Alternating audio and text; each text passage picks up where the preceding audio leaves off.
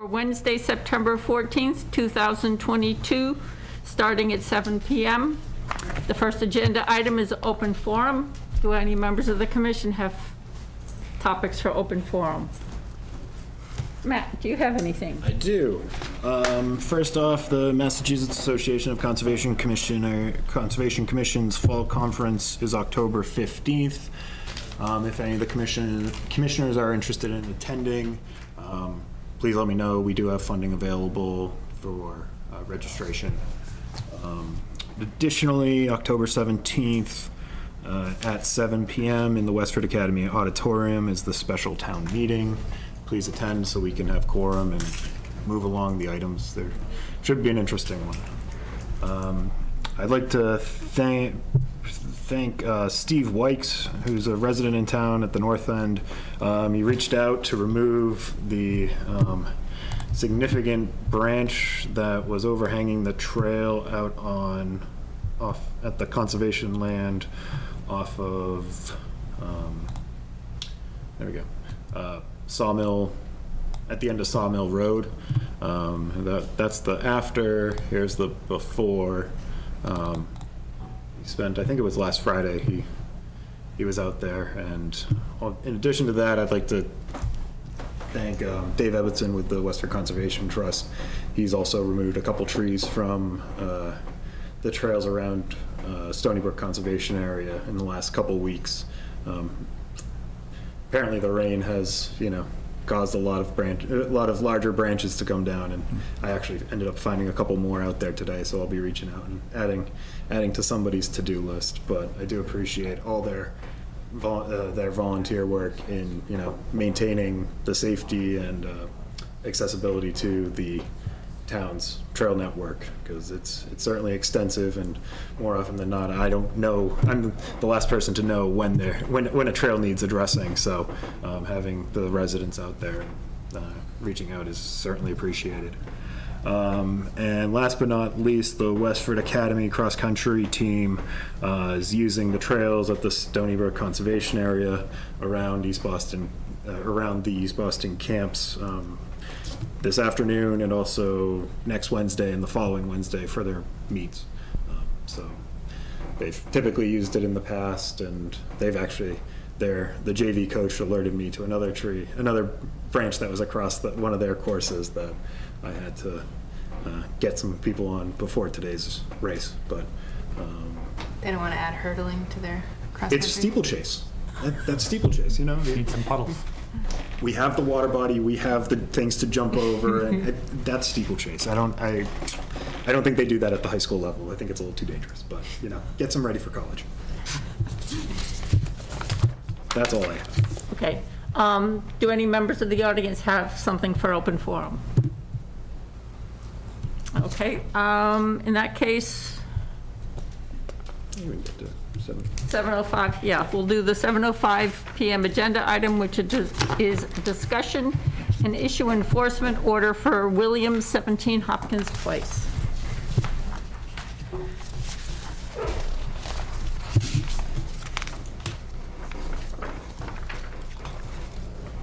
And for the record, my name is Ian Ainsley. I'm an engineer from Myers Brown. I'm here tonight with the property owner, Mr. Corey Williams. And so I believe the last time we were here, we were basing this enforcement order off of record plans that were 20 to 30 years old, in a survey that we had done that did not have topography and edge of trees, the wetland delineated, etc. So we discussed at the previous meeting that we would get that done. We did have the wetland delineated by Leah Basbanes Wetland Consulting. It is very similar to the record plans. Obviously this time of year, the vernal pool within the wetland cannot really be delineated. That's something you need to kind of study more long-term and hopefully see in the spring. So right now that vernal pool is not certified and not shown on any of the state mapping. So we're considering it a potential vernal pool, but it isn't certified right now. We'd also surveyed the pool, the above ground pool that was built You can see on the plan that it is outside the 100-foot of the vernal pool, the approximate vernal pool from the old plans, but it is within 100 feet of the bordering vegetated wetland. There is also a swing set play area, if you're looking at the plan to the left on the west side. That encroaches a bit onto, I believe that's an open space parcel that Yeah, it's a is owned by conservation the restriction. conservation, and I believe that swing set has since been taken down. And so we were hoping that by providing more information, we could have kind of a more informed discussion. So hopefully this plan kind of helps paint a more clear picture than what we had last time. Okay. Now, if I remember correctly, there's also the case where for the certificate of compliance, there were supposed to be markers put in place. Yep. In the Mr. Williams handout from the previous meeting, I included that again, just as it was just delivered on the day of the meeting. He does state that they were put in, I think it was the day of the closing, I think. Yeah.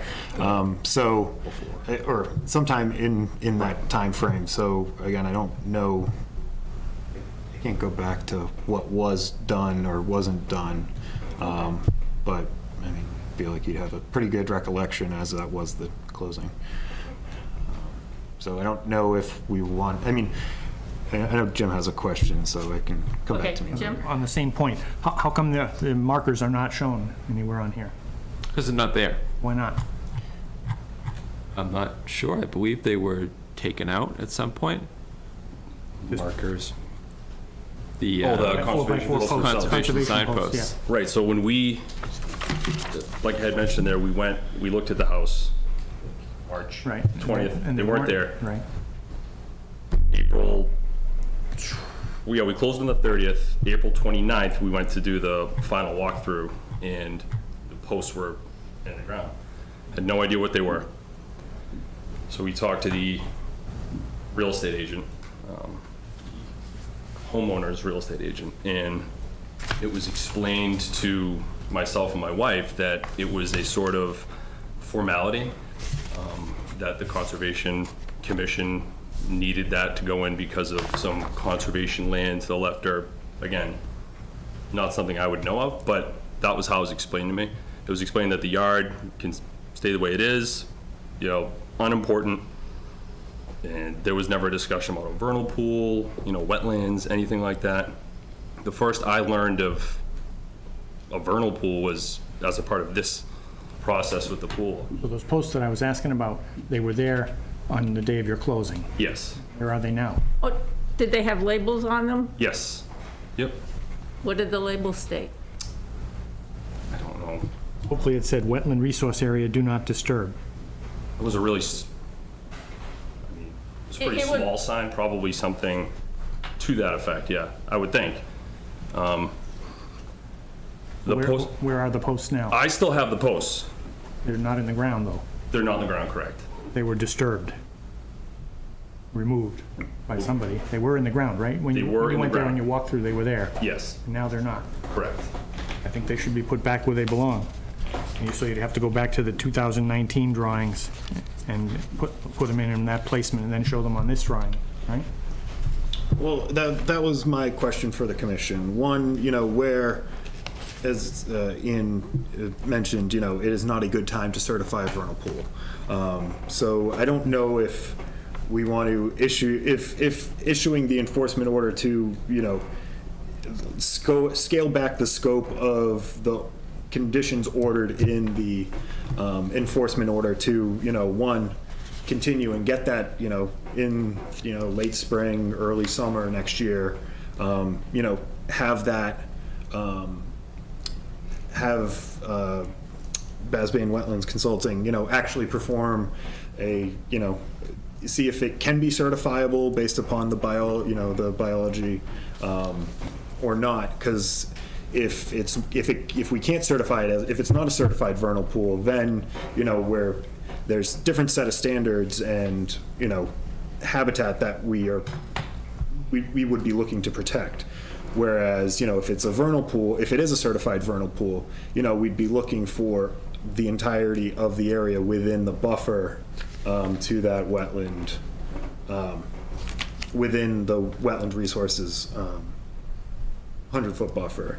But if it's not a certified vernal pool and it's just almost a vernal pool, you know, at that point, would the commission consider, you know, the setbacks as, you know, identified in the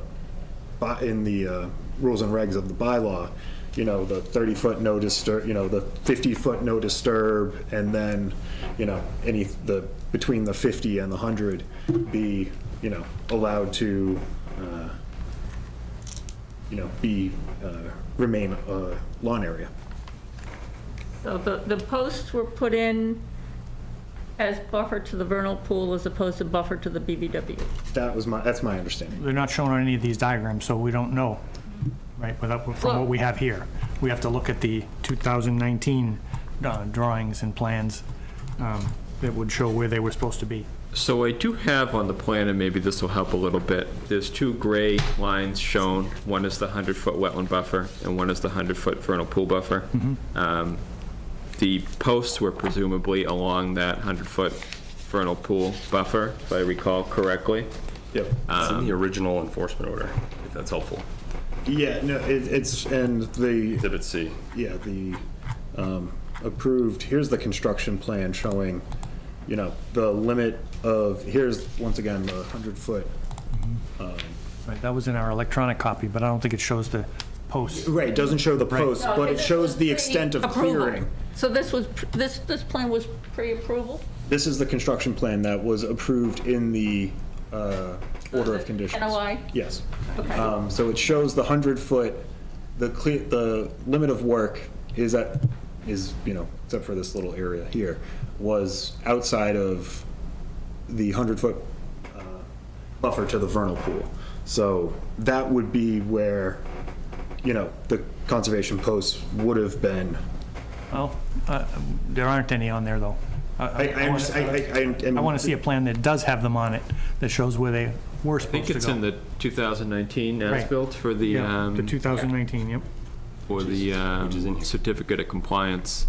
So I think that those are the little blue dots? Yes, the blue dots are, Okay, and again, that's at the 100-foot to the buffer vernal to the pool. vernal pool. Which I would expect is very similar to the 100-foot line on this It plan. looks very close to it, yep. Yeah.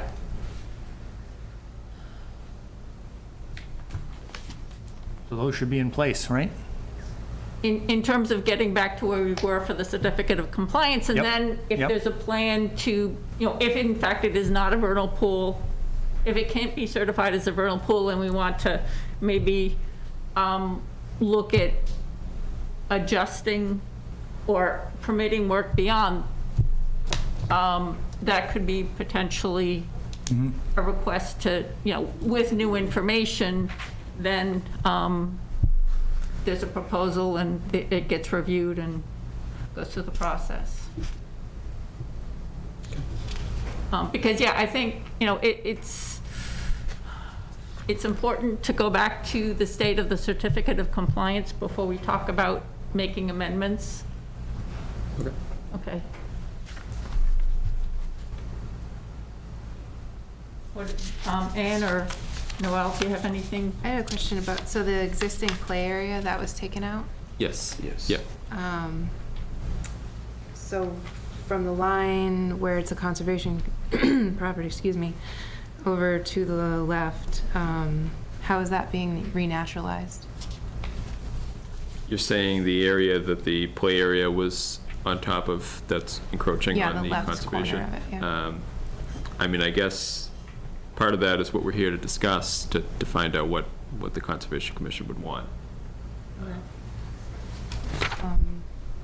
I'd like to see it renaturalized with native plants, of course. Are you talking the area off property or on? Yeah, that area. What's the natural vegetation like there? I mean, one of the things I'm thinking is it's a fairly small area. Is it the kind of thing we'd want to do planting or just let nature take it back? I'd like to see it, nature take it back, as long as there's no, I mean, you know, with disturbance, there's a threat to having invasive species in there. So it was the play area was, It's, that whole area is, it's basically woods. I mean, it was just, there was a swing set that was sort of in like the corner of the yard there, but there's, so it's not like a disturbed surface or whatever. The ground isn't disturbed in terms of, you know, you had mentioned removing stone and stuff, but that's not this area? no. Okay. So just let it renaturalize. So then I'd just, say, yeah, that area, just let it renaturalize.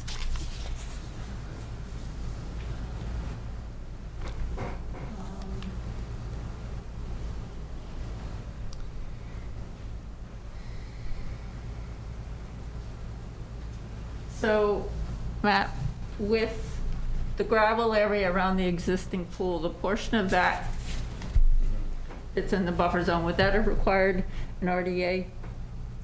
Yes.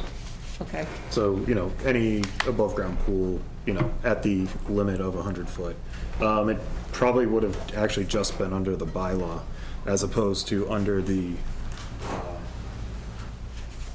act. I think it would have been a minor activity under the accessory, you know, an accessory use to a single family house. So I think it would have required a filing of an RDA, but see anything beyond that.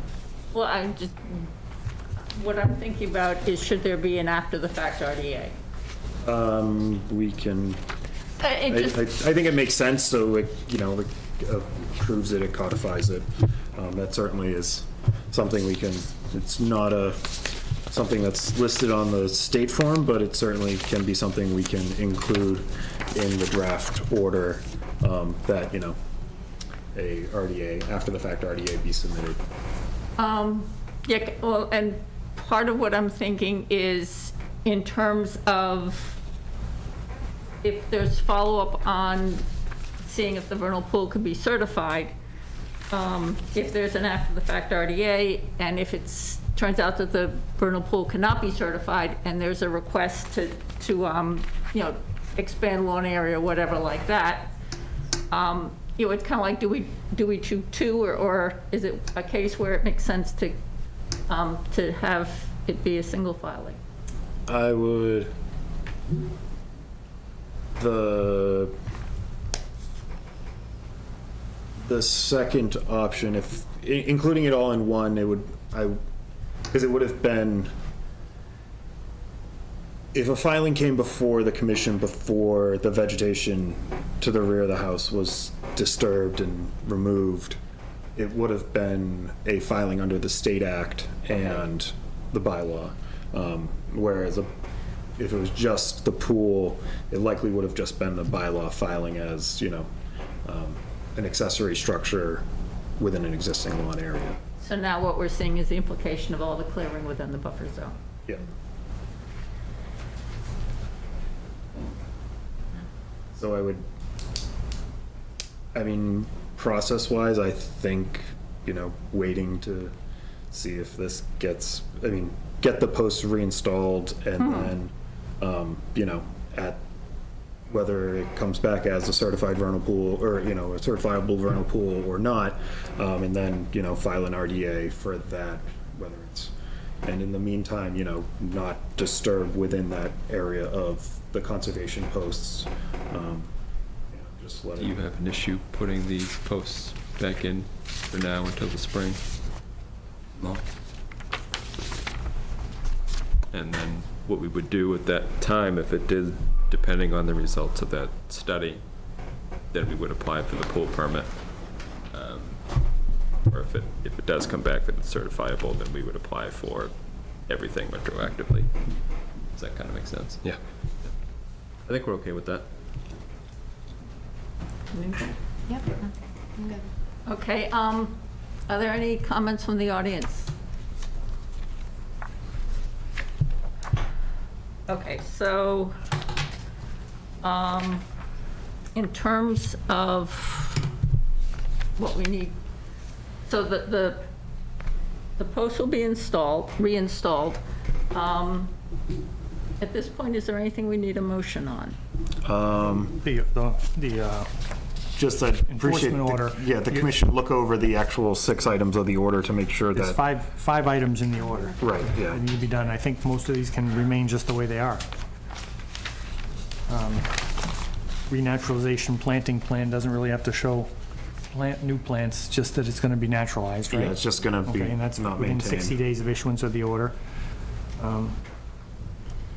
Removal of the existing play area, that's already done. Within 60 days, this is an RDA for the pool So do we, filed. And that I would mean, be- do we want to change that to, Yeah, till within? till after the completion of the order stuff. Yeah, I mean, well, if we're going to base it upon whether the vernal pool is certified or not, do we want to extend it until, The RDA. before July 1st or, with an extension granted, upon request, Okay. again. That Yeah, would- because that the would make sense. certification of the vernal pool, I think, would have a material effect on how Right. things would be considered going forward. So, yeah, it probably doesn't make sense to deal with that now till we know the status of the vernal pool. Yep.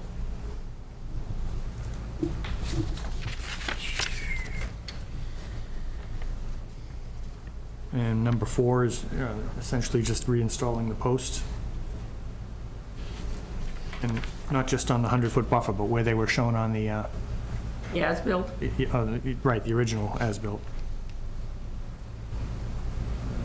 That should be it.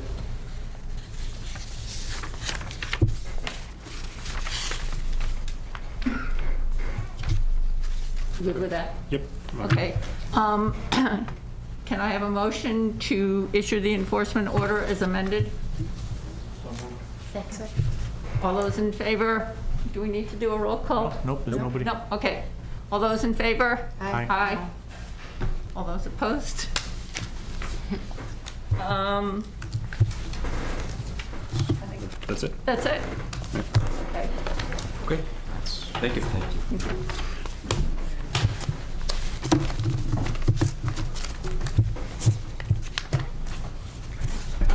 And moving on to our 7:15 PM agenda item, public hearing. We're gonna continue. Oh, do we need to? No. No. We voted to issue. Oh, the because they have to come forward with, Yeah. on those dates. Yeah. Great. Yeah, we can't do anything until Yep. we know what the status of the vernal And they've pool got is. timelines on all those steps. Okay, so the 7:15 PM agenda item is a public hearing for Wilma Realty Trust, 426 Littleton Road, ANRAD DEP file number 334-1809. And Noel, you're, Yes. okay. Under Massachusetts General Laws, Chapter 131, Section 40, the Wetlands Protection Act, and Westford's non-zoning wetlands bylaw, Chapter 171, the Westford Conservation Commission will hold a public hearing on Wednesday, September 14th, 2022, at 7:15 p.m. in Meeting Room 201 at Town Hall, 55 Main Street, on the abbreviated notice of resource area delineation application of Wilma Realty Trust, care of Robert Carr, trustee, for determination of wetland resource areas located at 426 Littleton Road. Hi. I'm Dave Crossman with B&C Associates representing the applicant. So this site is where the Sullivan Tire Company has the front building by the Littleton Town Line. And Mr. Carr owns a couple acres behind the building, and he's just trying to get the wetland boundary confirmed so that he can determine if he has any usable land behind it. So we're here tonight to ask the commission to confirm the wetland boundary as shown on the plan. Yes. I recall the applicant coming before us Yep. years ago. We looked up some records, and I think it was from 2014, and it was specifically related to that wetland crossing on the Right. road that heads out to the upland piece that you're talking about today. Where's your septic system located in there? As far as we know, it's, if you go across the wetlands, it's on the right side of the paved area. In the upland, Yes. outside the buffer, or in? I'm going to say it's inside the buffer at this point. It shouldn't be in the 100-foot, right? We would want it would have been. Well, if it was approved previously, I don't have, Yeah, I don't know when the septic was approved. Yeah, I mean, it was- You don't have a better idea of where the septic system is located? Because at the time of that crossing, the current owners indicated that the sole purpose for the crossing was to access the septic system for maintenance and repair. Right. Now, if there was going to be anything else different done on it, it would have to be through another application, and I understand that this is sort of the first step Right. in any process like that. But I'm just curious, given that that's what you're working towards, is how much is usable back there. I want to know where the septic system is to start. And it doesn't show one anywhere. Well, we're Whatever. just asking for the wetland boundary to be Okay. defined, and then at which point, if we determine we can even use any of it, we'll have to file Yep. for any work over there, and everything will be shown on those plans. 'Cause he's gonna have to- If he puts a building in there, presumably he would need another septic system back there. It depends on what it is and Yeah. whether it has plumbing or whatever. I have no idea what the plans might be. Well, neither does Mr. Carr. He's Okay. just, All right, he's looking ahead. right. Got it. Thank you. Okay. Now, Matt, you've been out to look at the flags? Yep, I walked the property last week, 2 weeks ago, and the field location of them was consistent with the wetland boundary. And we did receive DEP comments regarding an old historical artifact on the plan that has, in the revised plan, has been removed. So that has been sent to DEP. Yes. I have no further comments. Do members of the commission have any more comments or questions? Any comments or questions from the audience on this filing? If not, can I have a motion to, what do we do with the ANRADs?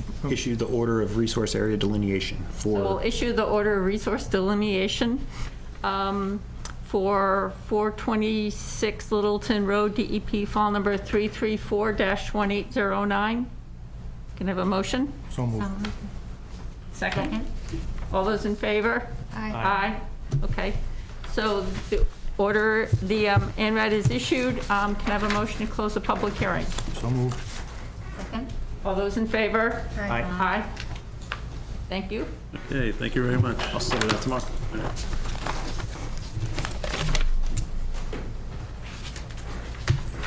Do we have something to sign? Yes, you do.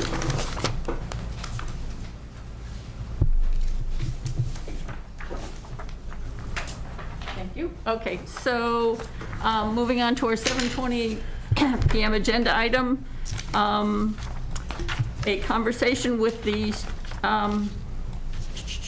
with Flowers to Empower, request for waiver of insurance rental for the overnight camp Neshoba at Stony Brook Conservation Area. Hello. Good evening, hello. Thank you. So, thanks for all your support. For your record? for Yes. Elizabeth Almeida, 41 West Street, and I'm one of the organizers of Flowers to Empower. And I wanted to start by saying thank you to the Conservation Commission for all of your support this year. I hope to have our students back here maybe in a month or two to give you a report with pictures, but it has met and exceeded every expectation I had for the program, and we've had about 30 students involved over the course of the year, and they've learned a tremendous amount. And I just wanted to make a pitch if you'd like to come down and see what they're doing. They are down at the day field on Thursdays from 5:30 to 7, and Sundays from 11 to 2 for a few more weeks, or until we get a frost. We'll see. So, as part of our promise to do outdoor adventures with them as part of the program, we would like to start with a small camping trip up at, on town property. But we have not purchased insurance, which was something we discussed early on here. So we're here to see if you will waive that requirement so we can take the students camping. Jim?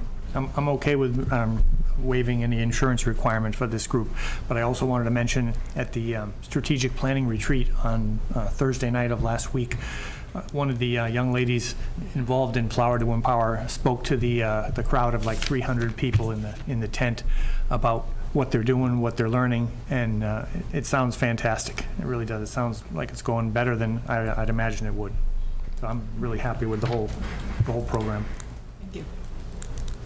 Any other? I did have one question with the camping. Are they going to be sleeping out in tents, or are they going to be in the structures?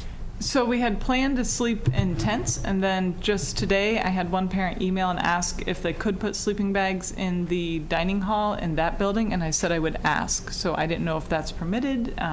I think that's fine. That'd be fine. Yeah, I've just put it in an email so I can shoot that over to Michelle and give That's fine. a thumbs up. Yeah, we do have, I think not many of our students have ever camped before. So when I asked them if they had tents, there were quite a few that did not have a tent. So I'd like to make this as easy and approachable a first outing as possible. So offering sleeping on the floor in the dining hall would. No one's going to sleep anyway. There is that. They're going to wake all night. Well, and actually, my thought was, without an insurance waiver, I was much more comfortable if they were in a building as opposed to under the big pine trees. If you prefer we be in the building, I think COVID-wise, some folks might prefer to be in their own tent rather than sleeping in a big room with everybody. So if we could have both options. With the dining hall, I mean, I don't think there's actually any windows in the dining hall, so it's all just open air? screened. It's screened in. The mosquitoes, I think, have to be at least a little bit creative to get in, but Yeah.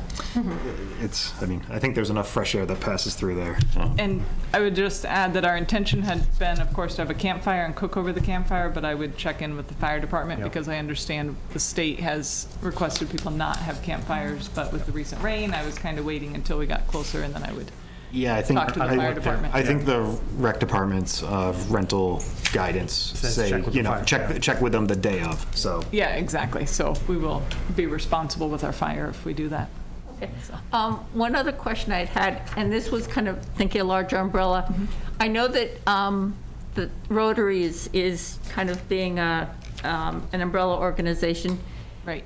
If in the future there was something where you needed liability insurance, is that something that potentially Rotary could help you We with? tried and they said no. They said no. Okay. So we did look into this because some of the locations where we wanted to sell our flowers, like Market Basket, they require insurance. And so the entry point for insurance for our organization is $500.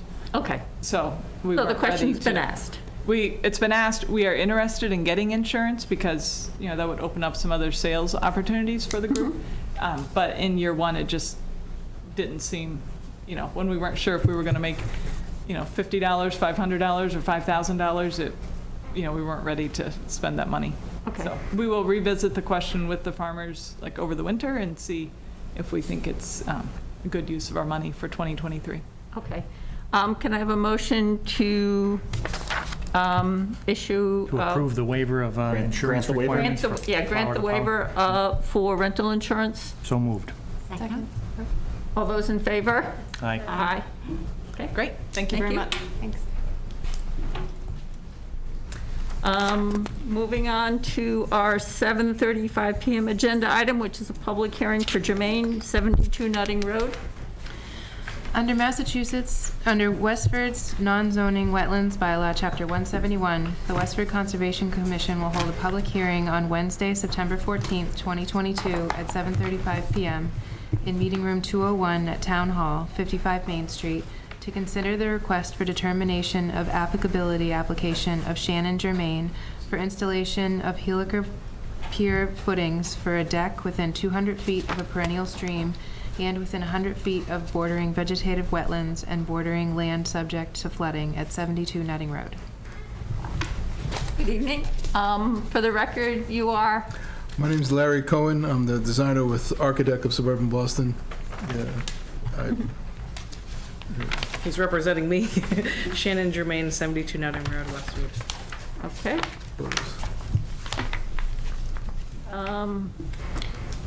Give a brief overview of the project. We have photos.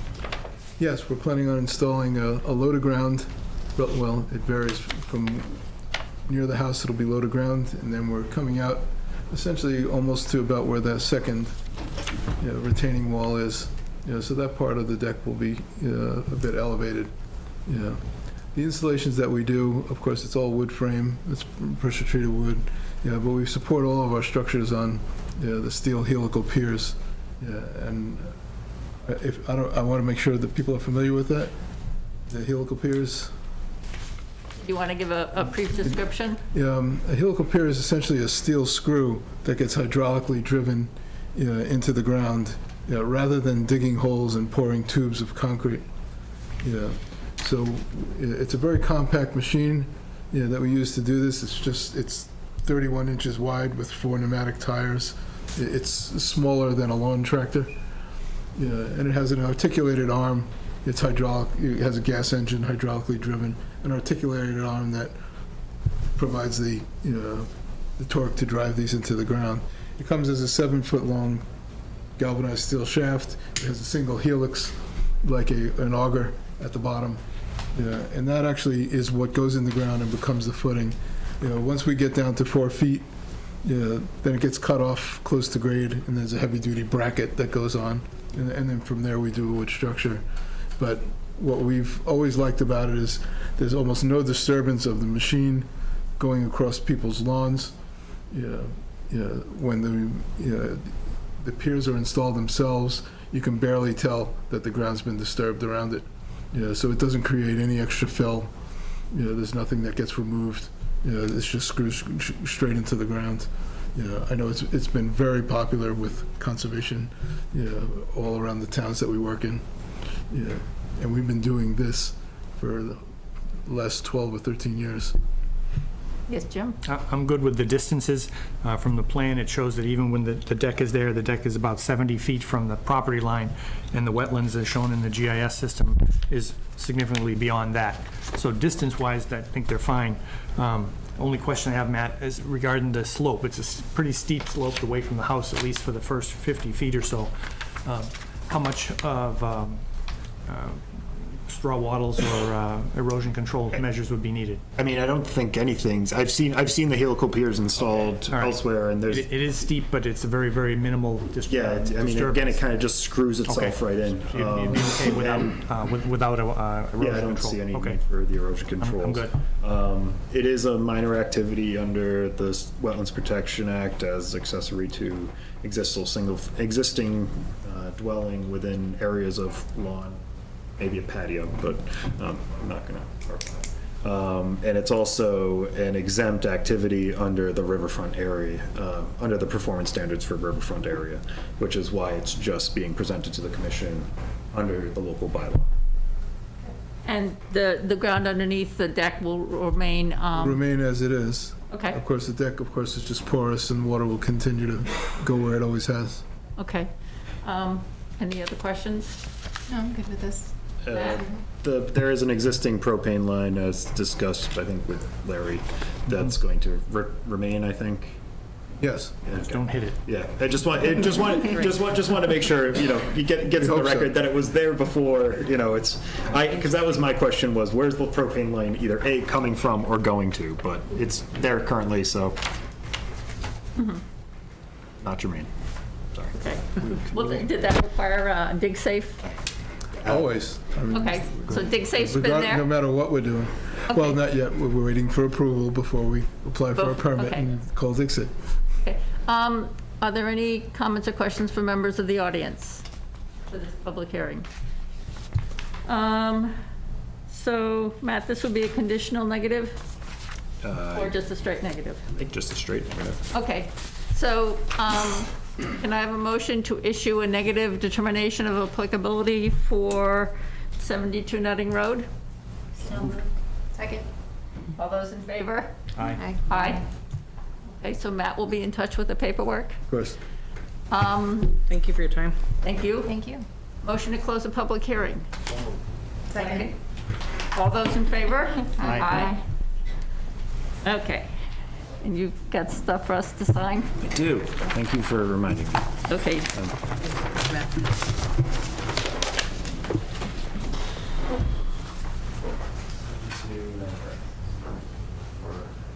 Okay, and so moving on to our 7:40 PM agenda item, continuation of a public hearing for Franklin 31 Bridge Street, DEP file number 334-1783. Have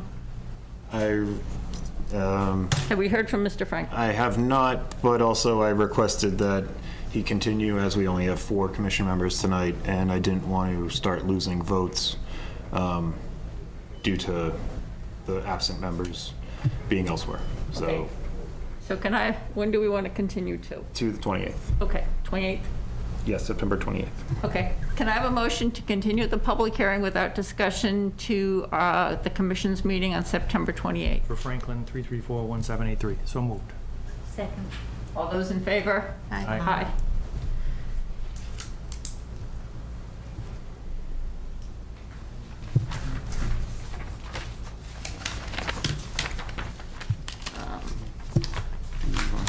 So, Discussion items. yeah, so should we move on to discussion items? Yep.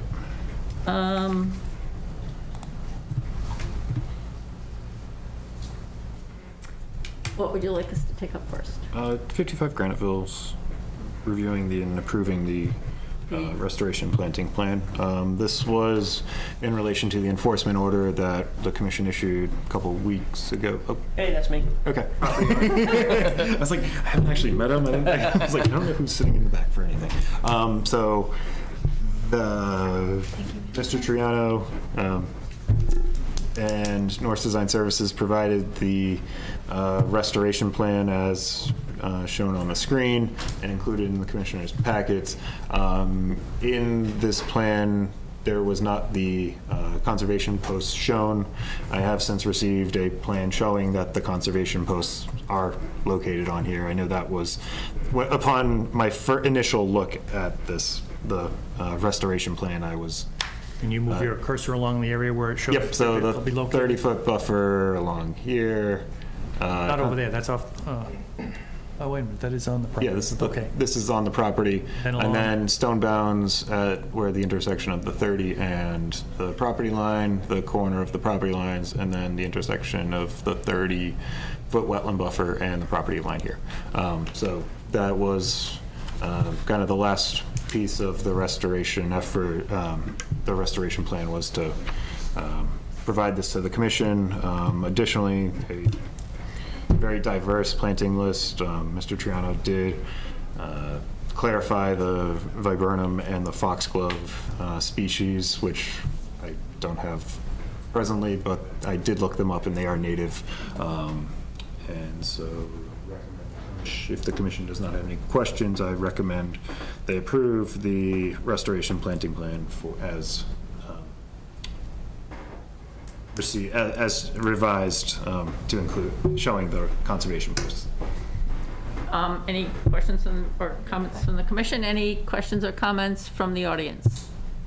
Can I have a motion to approve the restoration plan? So moved. Restoration planting plan? As presented, so moved, yep. Second. All those in favor? Aye. Aye. All right, thank you. Thank you. You want to try and grab one more before the 7:45, or?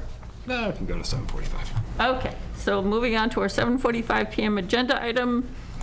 This is a discussion regarding 54 Lakeshore Drive North, the permitting process for rebuilding fire-affected dwellings.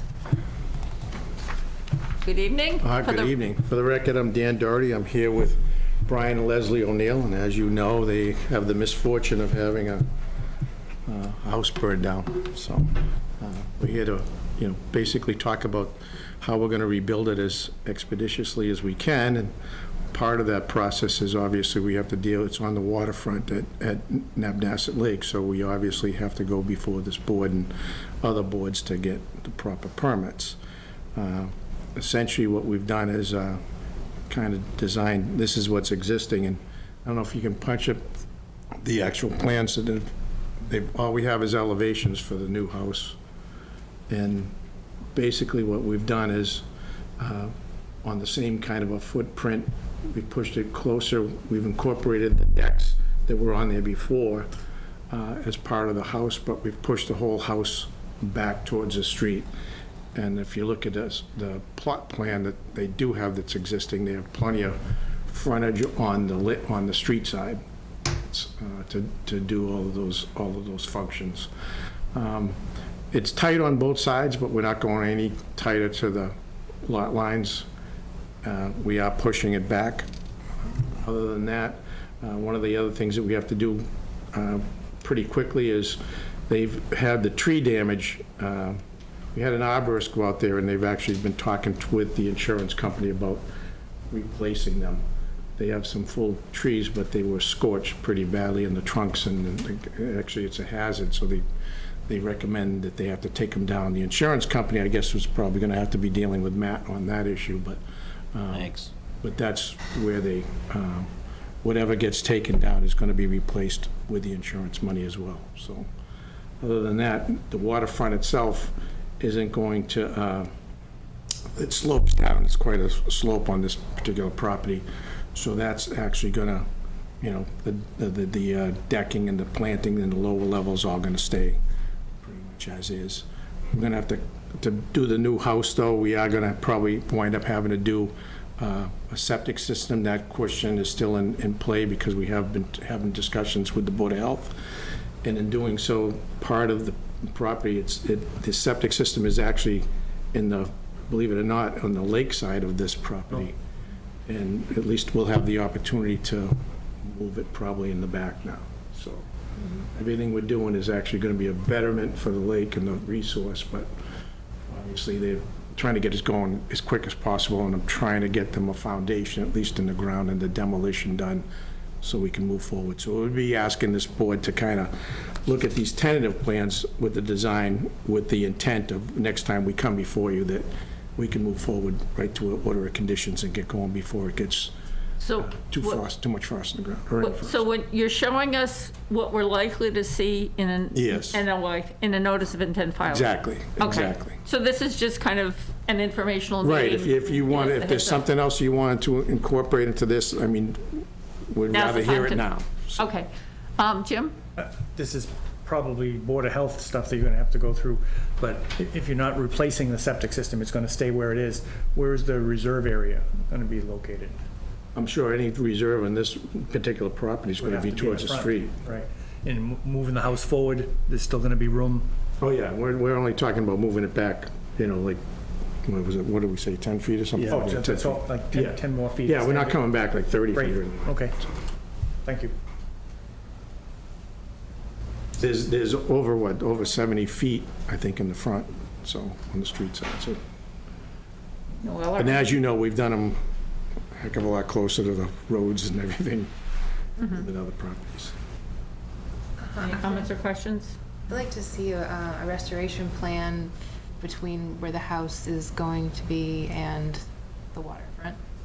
What's gonna, like, you're taking 10 feet of the house back, so what's gonna go in that 10-foot area? You know what I mean? So that's Like a what we'd like to, restoration- when the yeah. filing comes, Yeah, we'd when I like do to the see what the filing, you'll plans see are. all of that. Okay. Okay. Matt? Just in terms of process, I mean, it could certainly be an emergency certificate, you know, that has a pretty strict timeline of 30 days, which, I mean, I've seen Dan demo houses and put in foundations very quickly, but I think that would still be tight. I mean, if you do want to go forward with an order of condition, you know, filing a notice of intent and, you know, getting an order of conditions, which, you know, certainly would allow you longer than a 30-day time frame, you know, because again, at day 31, it's a hard stop of, you know, any work that's, you know, No, we can definitely. the alteration of land, so. Yeah, as you know, we can definitely get a foundation and a demo done in less than 30 days. I mean, we did the Burn Ave one in. Right, I mean, and the ground stabilized. That's, Right. you know, that's it's the everything be, you know, the emergency situation rectified, you know, with demo, removal of the foundation, installation of the new foundation, and the site stabilized. You know, if that's the case, I think, you know, an emergency certificate, you know, with, you know, when the actual plan comes, you know, may be appropriate. Again, it is, you know, the unfortunate circumstances of, you know, a house fire. So I think that would be appropriate, and I can certainly have something drafted for the commission to review when that finally does. So you mean in conjunction with the NOI, or? Well, I mean, prior- in lieu of, you know. So as- in terms of an emergency certificate to allow for the demolition and site stabilization while you're going through the design and review process? Right, I mean, you know, I think they've agreed, certainly agreed upon the foundation that we're going to be putting in, and that, to me, would be the only element that, you know, that would have to, we could do with the emergency part of it. Everything else can be done. I mean, in terms of, we wouldn't be planting trees this time of year, we wouldn't be, all those things would be done in the springtime. But it would be function stabilization. Oh, yeah, when we backfill it, stabilization. it'll be completely stable. And if there are disturbed areas, they will be seeded or jute mat or something so that there's no Right, issue whatever you of want. erosion during the Would winter. definitely, No would exposed definitely. soils. Okay.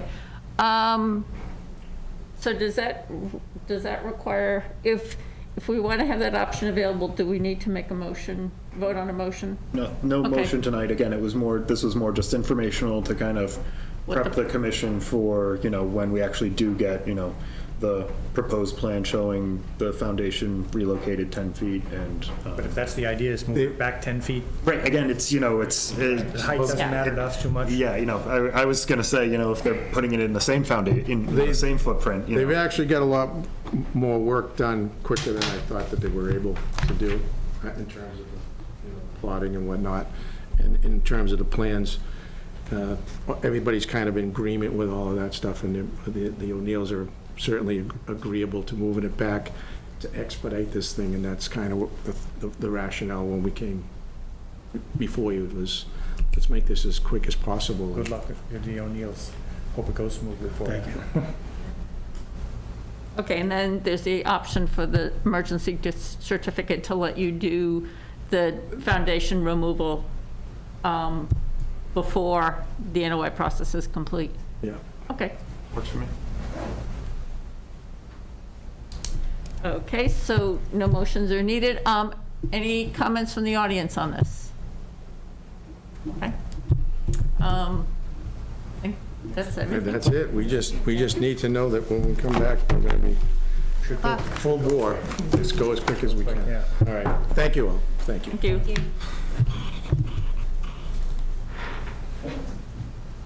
Okay, so now, the continuation of the public hearing for NAB Realty Trust, 7 Island Path Road. I have spoken with, confirmed with the Board of Health at their meeting on Monday. They approved the septic plan. 2 tanks. Yep, the 2-tank plan. There were some revised plans that were included to the commission. Again, I think it was minor, just For us, there was variants. a couple of trees that were going to be Yeah, coming down. and those were identified. They've actually, the property owner has reached out regarding species and locations, and if I have a plan, I can actually go pull it up and show you. They are proposing to locate the trees in this general area west of the, which again, it's a fairly small lot. There's only so many places you could put them. And this, you know, again, to avoid any, you know, potential root impacts to the retaining wall, this was determined to be probably the best location. It's a good spot. That's just all rocks right now. There's no Yeah. vegetation there at all. So, a couple trees will ultimately get installed there, but if,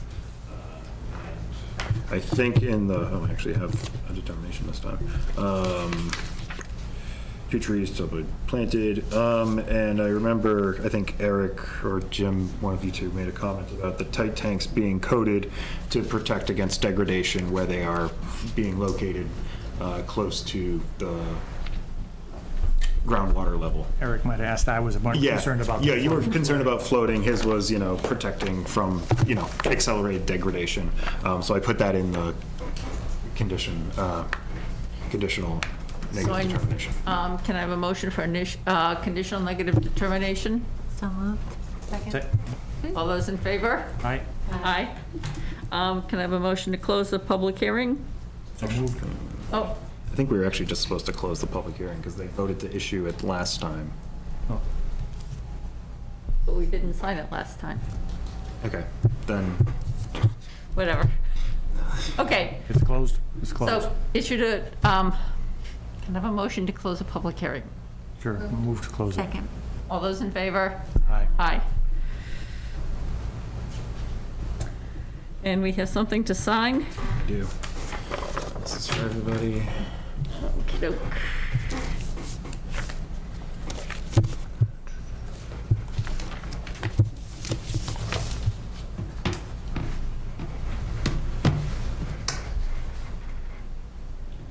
And,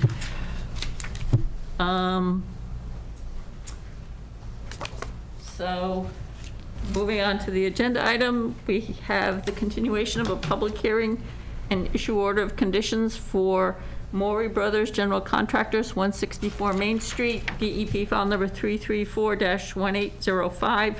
They've requested a continuation without discussion to the September 28th meeting. Can I have a motion to continue the public hearing to September 28th? So move. Second. All those in favor?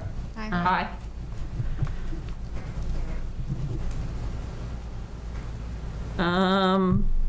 And then the next item on the agenda is to review the enforcement order restoration plan for 7 Juneberry Lane.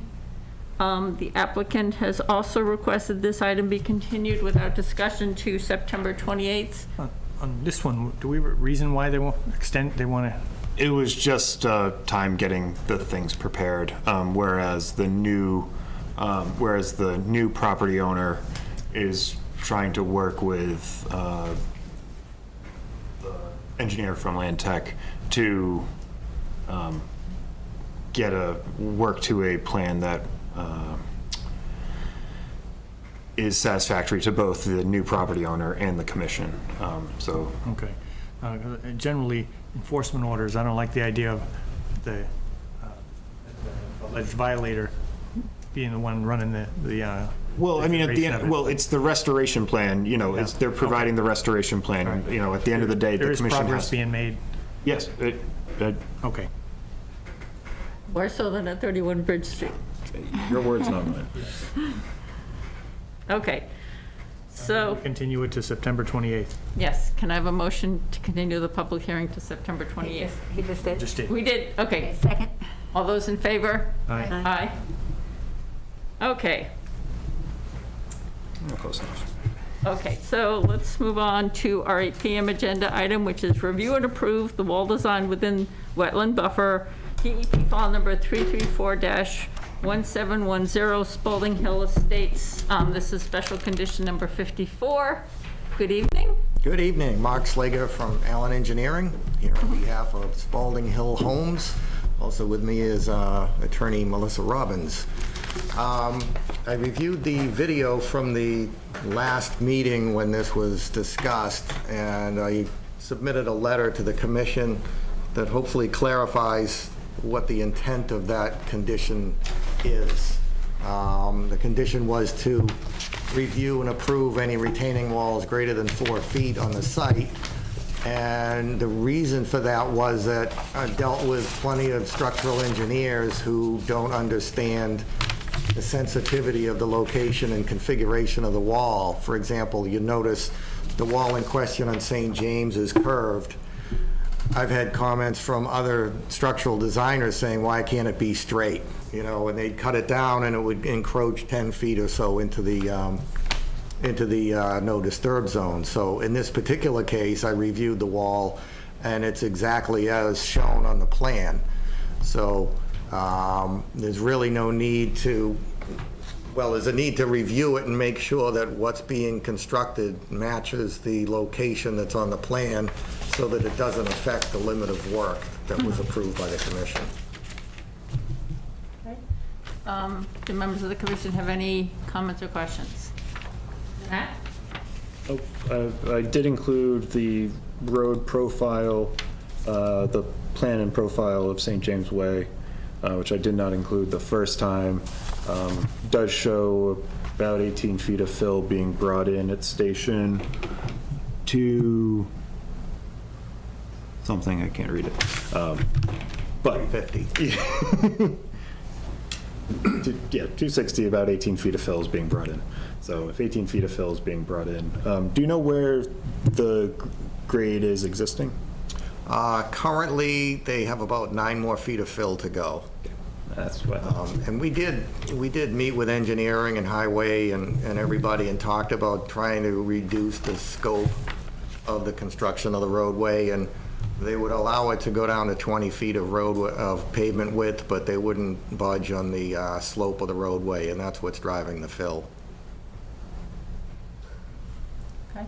So I guess at this point, can I have a motion to approve the wall design within the wetlands buffer as presented to the commission? I think we can say that we received the wall design and we've got it and they've met their obligation to us. We're not going to review the engineering strength of it. That'd be the No. town engineer.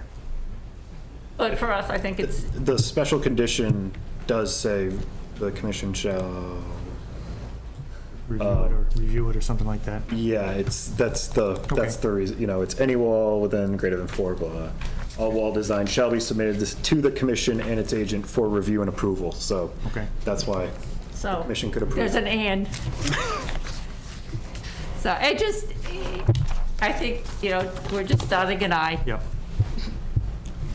So can I have a motion to approve the wall design as presented? So moved. And a second? All those in favor? Aye. Aye. Okay? Thank you very much. Thank you.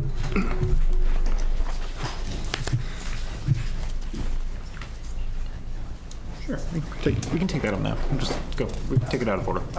Okay. Diane Lane.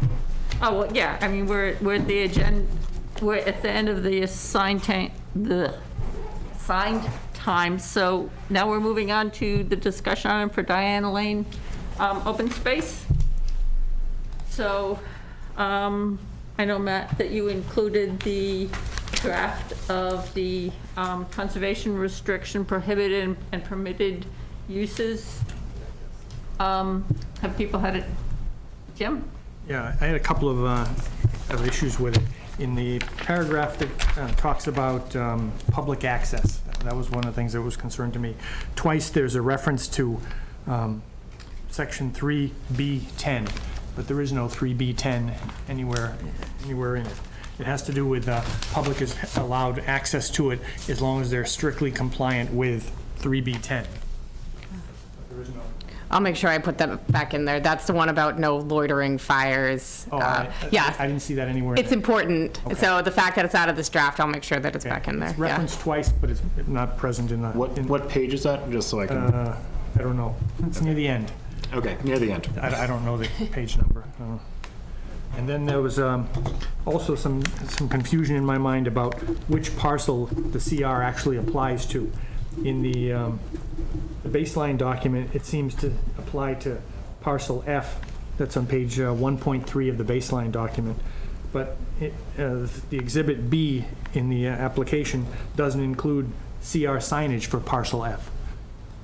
So I'm not sure exactly what part is included and what part isn't included. There's two different maps showing inclusive or not. This one here, it looks like the CR applies to that sort of heart-shaped portion. Yes, If it's you- parcel B. Right, if you look at the, if you look where the signage is, it's that lower portion containing the two wetlands. and Yes, that's it. so the But if you go, parcel subject to the conservation restriction should be this parcel here. that's what this diagram shows. Yep. But if you look in the baseline document, on page 1.3, one of the notes there says that it includes parcel F. And if you go back to the diagram, what parcel F is outside of the area that it's going to include. This is just showing the open space parcels of the subdivision, so it's not really coming through well here. So, but it's the red, so they're saying they're just open space parcels. So there are But open also- space parcels of the subdivision that are not subject to the conservation restriction. So the parcel A. All right, what about F? This parcel, and. That's the one right And there. parcel F. I believe that's F, right? Yes, that's, Okay, and that's that's not- open space, but not it's a part of the drainage. CR. But drainage is being located on it. And I remember during the discussion that the commission didn't want to put, the drainage structures in the conservation restriction, because that's going to need to be maintained, and that, now we're derogating from the intent of the conservation restriction. If, Okay, somewhere on page 1.3, it was implying to me that that section F, or parcel F, is included in the CR. So in this report, We can redact it, though. We can clarify that we're showing all the open space parcels for the project, but only this one is subject to the CR, because if it's Okay. not clear to you, it'll be very confusing for anybody else that picks up the document. So that's an easy, Okay. fix. This was a draft for your review from Land Tech, so at this point, none of this is Okay. I fine. agree, it was confusing to look at that Yeah. map and then look at the other ones.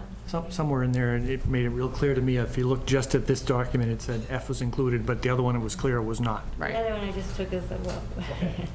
I don't see it now, but all I got is my notes to go by. Okay, thank you. But in terms of the actual permitted and prohibited uses, those are. Those looked okay. Those look fine. Yeah, it was the public access The paragraph. public access, which is referencing a Right. non-exist. And whether we add a new paragraph somewhere in section 3 about, what has to be complied with, or whether it gets put into the public access paragraph, I don't think it matters to me, but if there's something so important that it says strict compliance is absolutely necessary and then not there. Okay. I didn't have any comments on it in terms of the. okay, in terms of Yeah, language or? Things missing in or- permitted acts, I think all the following permitted acts are allowed with prior written consent of the grantee. So they, any of the permitted acts, they're not allowed as of right. They have to come and notify the commission. So we don't have any, oh, well, I was doing this because It is or it isn't? we're involved. Okay, so we've given you our feedback? Yes. Okay, And Madam Chair, we will be back because I did this at a very preliminary level, so we'll now apply to EOEA for the actual conservation restriction. They'll tear this apart a little bit, and then it'll come back to this commission again for another review with their red line. So we'll come back again with their revised draft prior to any Board of Selectmen action. okay. All right, thank you very much. Thank you very much. Okay. Let's see. So you want to take up one Robbins? Okay, so we'll do the discussion item for Sycamore Cypress? one Robbins Way, I mean, you one can, well, Robbins you- Road, you- because, You can while I'm waiting. I gotta call him. okay. Okay, 1 Robbins Way is fine. Well, Matt's doing dialing and Okay. Sycamore and Cypress. I don't know if we want to talk among ourselves. I have a question for him, and he has something to provide us. Okay. Who we calling? This is Steve Lee. He's the project manager he's before the commission for 1 Robbins Way. Hello, Steve Lee. Hi, Steve. It's Matt with the Conservation Commission. You're on speakerphone. We're about to discuss the request. Okay. Could Good you evening. give a brief overview of your request? Yeah, so the order of conditions had us going through the wetland buffer, a double wall pipe, and the ask was to contain it in concrete. We have reached out, so any plastic pipe manufacturers that we reached out to who do provide double wall pipe, they're all either polypropylene or polyethylene pipe, and they all use a butt joint method to fuse them together.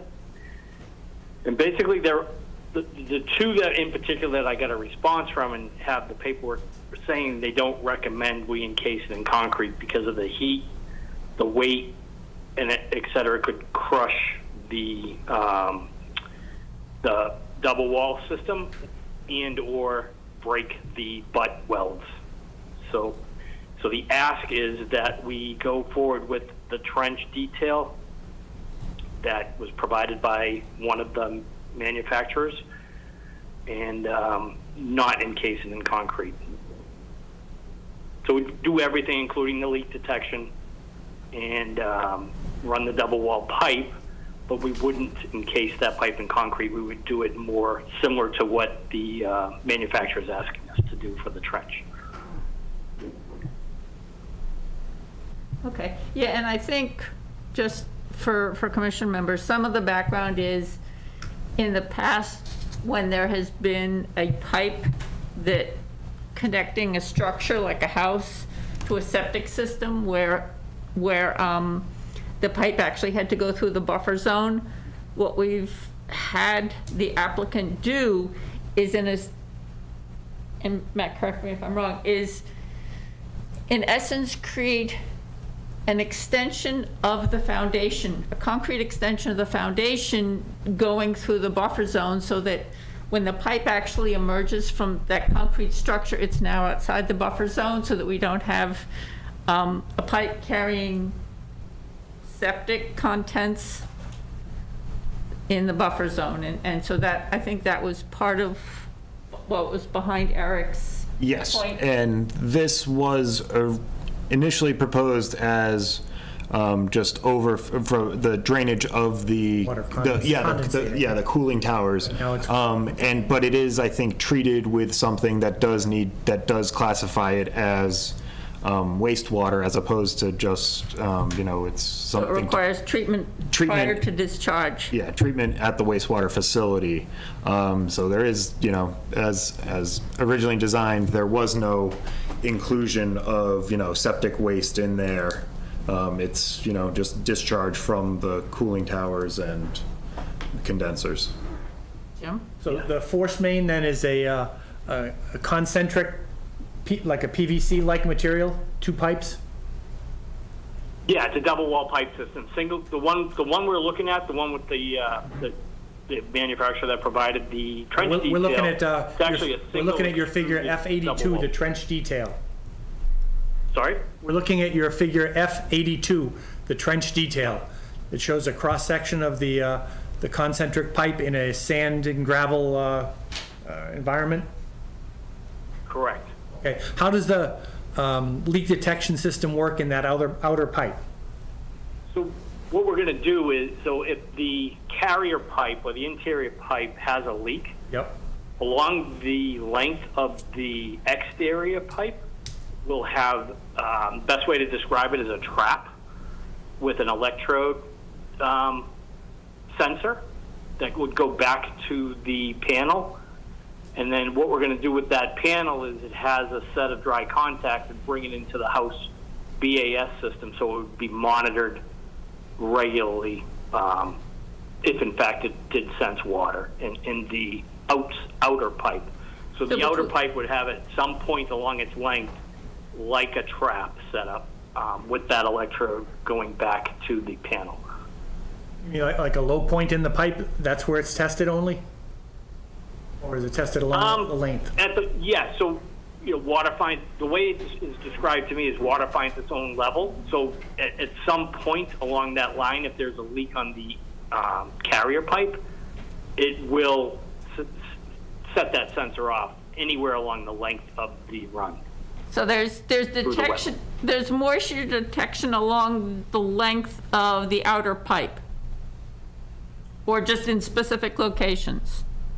It would be one specific location Okay. along the length of the exterior pipe. Okay. And I have a detail on that. I did not send that to Matt, but I do have a detail on that system as well. So would that, and I guess what I'm thinking about is if it's at one point along the stretch, what happens if the leak is beyond that one point? Eventually, it would get to that leak detection. Because water's going to find its own level. The inside carrier pipe does have a leak. It will leak into the secondary containment, which would not have a leak. So eventually, it would find its way to that trap with the sensor in it. There's a way it's described to me by the manufacturer. It's pretty common. It's a common installation in, more toxic type environments, where it's carrying petroleum or, those type of products. It's really, our use of the double wall pipe is, as was discussed, is, the water coming from the cooling towers and the condensers, relatively clean, but yes, it had chemicals because we treat the chemicals in the water in the cooling tower. But the way it's described to me is it's full. I'm not going to say it's foolproof because I'm not sure of that, but that's how he described it to me. I think this is consistent with, the purpose we. Yeah, with the intent and, if, where they've exhausted and, reached out to the manufacturers that, the encasing in concrete is not a viable strategy. I think this is, will provide the protection we're looking for. And I think our request came because it was consistent with the concerns we've always had, because in the past, all the situations we've seen have been pipes carrying septic discharge. And so that's where our concern is, where this is not septic discharge, it's just condensation from the condensers, so it needs to be treated, but we're not dealing with septic waste, so it's not to the same level of concern as the other cases where we've required the concrete extension. So I guess So they had come for us looking for like a modification to what yep. the plan was. So I think we're approving. So it's so a motion to approve the request to modify the forced main construction to allow for a double wall pipe not encased in concrete? Sure. Yes, so moved. Okay, all those in favor? Aye. Great. Okay. Thank you. Thank you, Steve. I'll be in touch tomorrow. Have a good evening. And I think, Matt, just when it comes to the minutes, what we really want to do is make sure that the minutes reflect that we are approving the modification, because this is not a case of where we're dealing with a pipe carrying septic. It's just the condensation that requires chemical treatment before being discharged, so that it's not a case of somebody comes in, a homeowner comes in wanting to run a pipe to their septic system, and they say, well, you did it here, why can't we do it? So, okay. So on to the sycamore cypress plantings. I have no update. Jim? You have a quote for us for some of the bushes that you'd mentioned last meeting. Blueberry, Canada serviceberry sound fine. 3 blue stems. That's a grass. Yes. And it's essentially regrows from the ground every growing season, right? Yeah. I'm concerned that the neighbors or the homeowner adjacent is just going to be cutting that lawn. I know it's not his property, but I suspect that that'll just get cut along with the rest of the lawn. And I think having bushes or trees like the serviceberry bush or blueberry bushes are significant sized enough and are there year round that it won't get cut by a lawnmower. Whereas a bluegrass, what's it called? The big blue stems. Yeah, I mean, it's a fairly large, I mean, the dimensions I've seen, I think they're about 2 or 3 feet across. I mean, it's a substantial. It'll start that big and it'll never get smaller? Doesn't regrow from the ground every spring? Well, was there a reason for going with that as opposed to another bush? It was originally, I think it's some butterfly habitat. That was it's a pollinator species, and it's for butterfly. Yeah, I don't have any problem with this. That was the species selection all sounded fine. I'm just thinking that the grass is going to get mowed. I mean, we can certainly reach out to the property owner and let them know when we're putting them in to, Okay. Reminder, this isn't your property, please don't mow our bush, please don't mow the But yeah, our I mean, plantings. if it's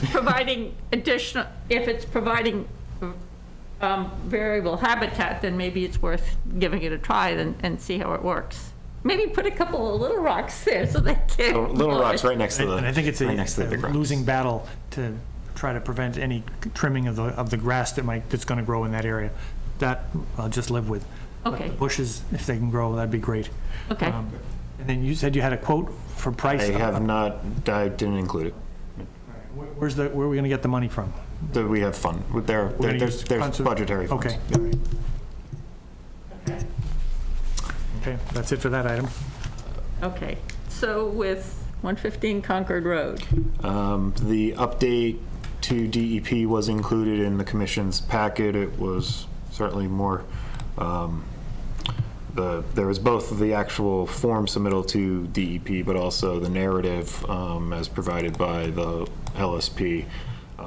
Including in that, he did provide the asbestos testing as Jim had, kind of inquired about, and additionally the bills of lading, and in addition to, Yep, the they brought all the photos stuff that- to a disposal site, and they had they had the receipts for all that, and they had the truck wait before and after. all that stuff. Yep. There was a, late this afternoon, I did receive an email from the LSP, and I'll certainly include it in the commission's next meeting, but just to give an update, the samples from the test wells that they did, or the boreholes, or, their monitoring wells, all came back below the actionable limit for whatever they tested for. I don't remember this time. But they don't have to take any action based upon their findings of the results of the. Hopefully they tested for like petroleum I products. think it was petroleum. Okay. But it was all below the reportable or the actionable. We'll see that next Yep, meeting. Great. that's in the next. Actually, I pulled this off the state. Sounds like they're website. making progress on this Right, quite yep. a bit, which is great. Yeah. So that's that is certainly, the test. They have the soil profiles, but that is ongoing, and certainly progress is being made. 25 Buckford, I added this as a placeholder.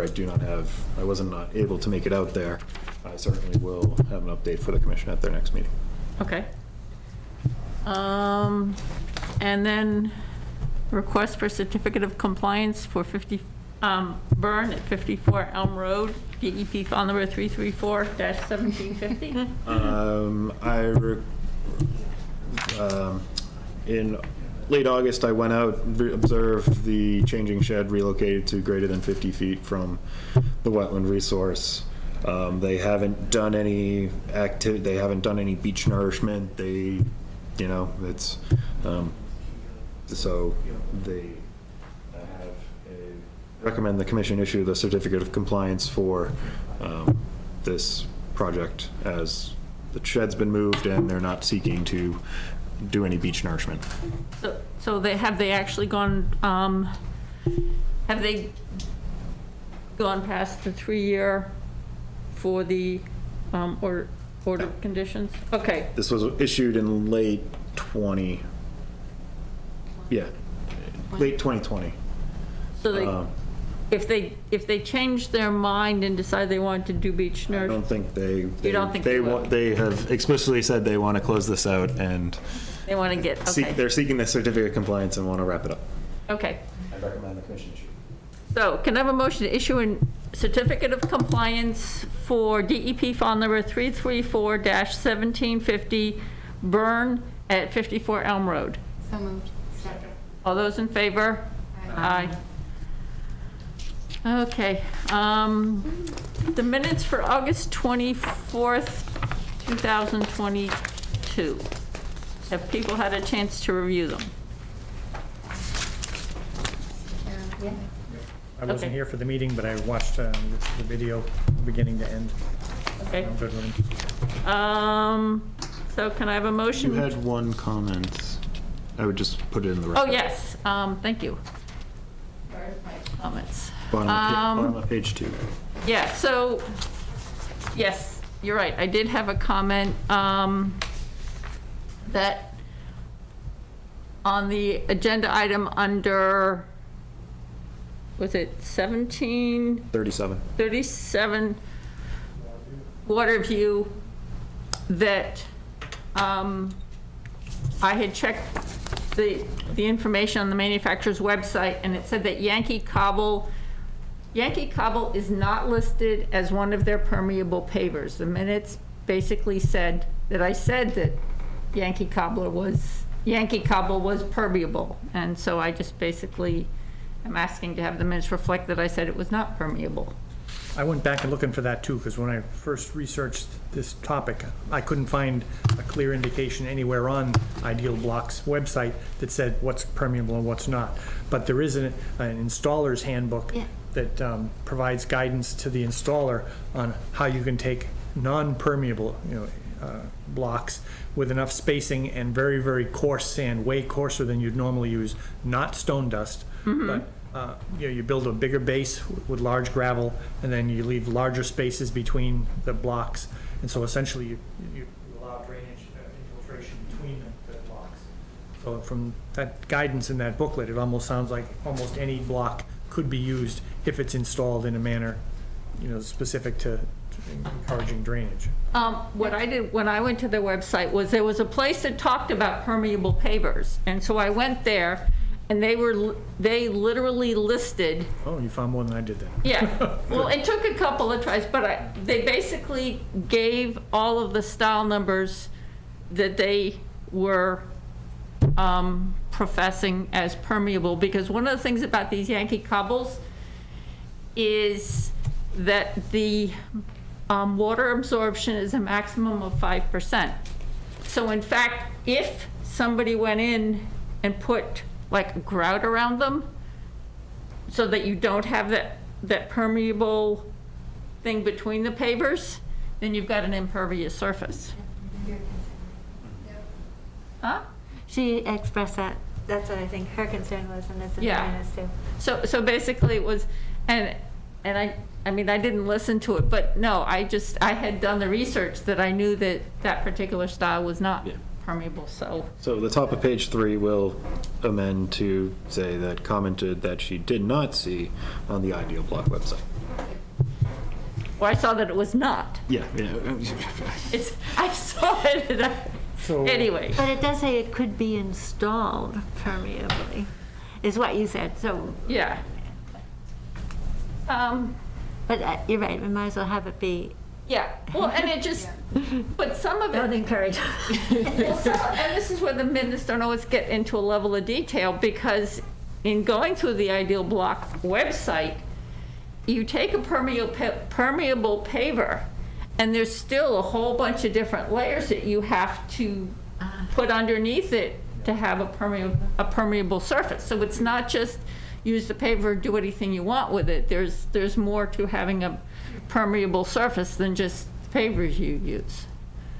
So, but yeah, so anyway, can I have a motion to approve? Matt, one of the things in the minutes here is you were going to be observed. They have not, I've been in contact with them, they're not there yet. But when they do start construction, you'll be observing, and you'll be looking for that installer's manual that Yeah, especially. I think I printed it out and actually included it in the determinations. Oh, great. As, so it's specifically That referenced. seems critical, the base, how much. The coarse and this, all that kind Sand of to stuff. use in between, not stone dust, but really, really coarse sand, almost like a fine gravel. Yeah. Okay, great. If we do all that, I think it'll work. Okay, so can I have a motion to approve the minutes for August 24th, 2022 as amended? So moved. Second. All those in favor? I'll abstain because I Okay. wasn't there. Actually, Oh, I can you should approve them vote. if you want. I'm okay with them. You should vote. Okay. So then does he need to do a, No, but it's not Oh. a public hearing, so. oh, it's- okay. So Right. because you listened to the tape, Yep. you can I'm okay. vote. I approve the minutes. then. Okay. Vote yes. Who made the motion and seconded? I did, and second. Okay. Is there any reason that my name isn't on the 54 Elm? Probably just an error, so if you Okay. sign it and we'll write it in later, because I think Eric's is on there, and I think that was just an error from. Okay. And Good session for that one too. yeah, have people had a chance to review the minutes from the executive session? Yeah. Okay. Any Yeah.